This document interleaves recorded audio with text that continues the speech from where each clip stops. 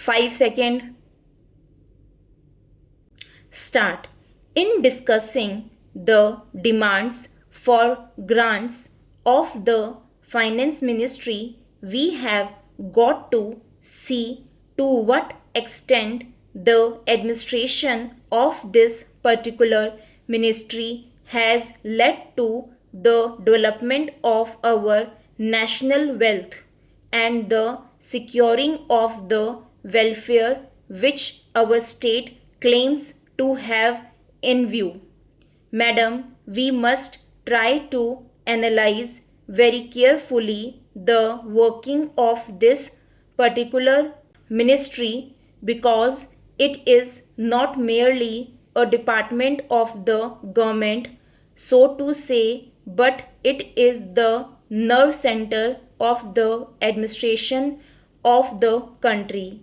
I would like first to refer to the role of foreign capital because in determining the manner in which the permission of capital issues has been granted by the particular administration, we should keep in our mind to what extent the interests of our nation have been served.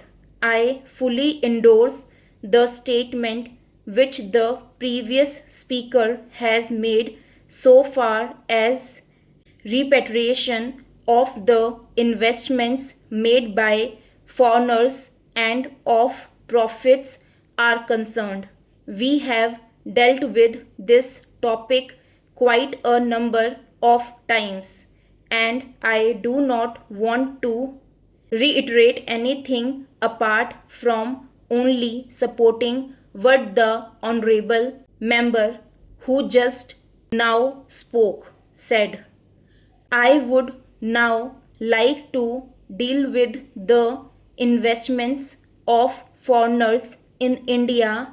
Madam, the government of our country accepted the proposition that in allowing foreign investment, it should come in only in such industry and such form of production wherein our national investors will not come forward and in which technical skill is wanted. There is also one other factor which the industrial policy of our government of 1948 as adumbrated further in 1949 by the Prime Minister laid down.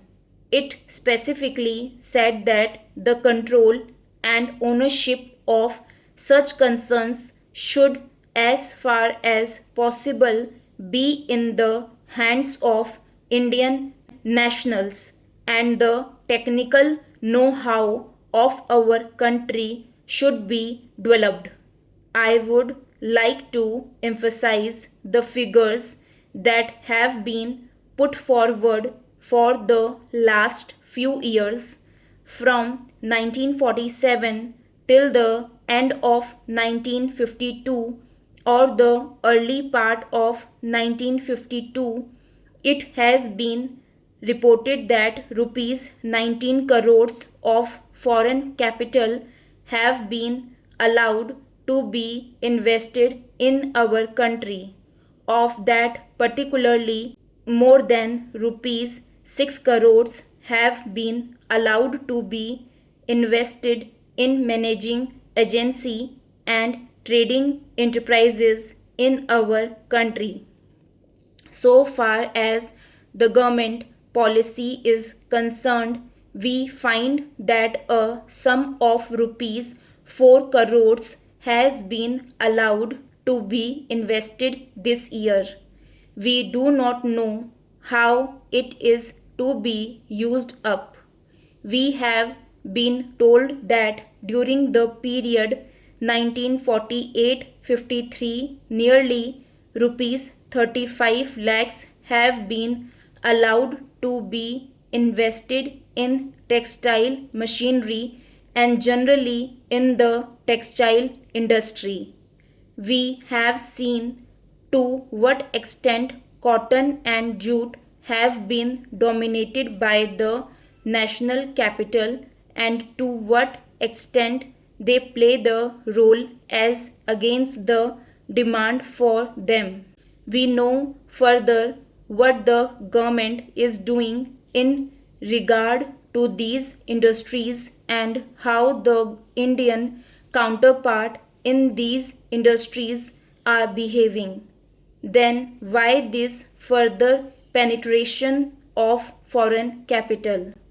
Even in regard to the expansion scheme, we find that paints, soaps, electric fans, and machine tools are some of the industries where the government is allowed foreign interest to establish or expand their factories. It will adversely compete with the production of the country when the indigenous producers do not find any market in this sphere. Therefore, we have got to see to what extent the capital issue has been regulated by the government and particularly by the finance department so that the national well-being of the country could be guaranteed. Then we have got to look into the fact as to how far the new industries are allowed to function. So far as the oil refineries are concerned, some of them have been established and some more are going to be established very soon. In the control of the administration, the Indians have no share. There are only preference shareholders and they have no voice in the management. So far as the administrative aspect in this industry is concerned, the most important part of it is the technical know-how. They do not guarantee that they will train the Indians. That means they say even after 20 years we will have to face the problem of the know-how in respect of the oil refineries. I do not know why the government are showing softness to foreigners in this matter. Then we have another investment in collaboration with the Indian chemical industries for the manufacture of civil explosives. Here, as far as I have gathered, only 20% is going to be Indian capital. The majority of the shares will remain with the Indian chemical industries.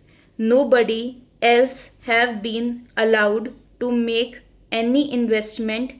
It would have been better if other companies and private individuals had been given an opportunity to purchase the shares.